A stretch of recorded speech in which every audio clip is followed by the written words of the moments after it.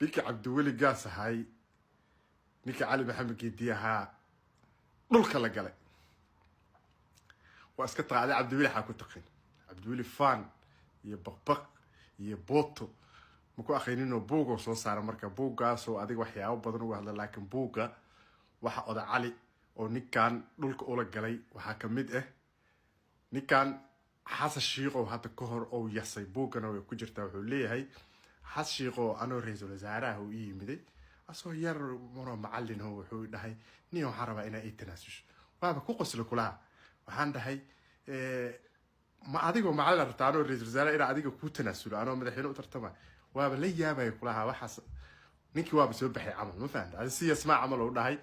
buuggiisa ku jirtaa buuggiyaa lasoo dhigaya marka oo cali xaa ku taqaanaa adiga weligaa siyaasi hawiyaa ka shakin sheekadii markuu u door xulay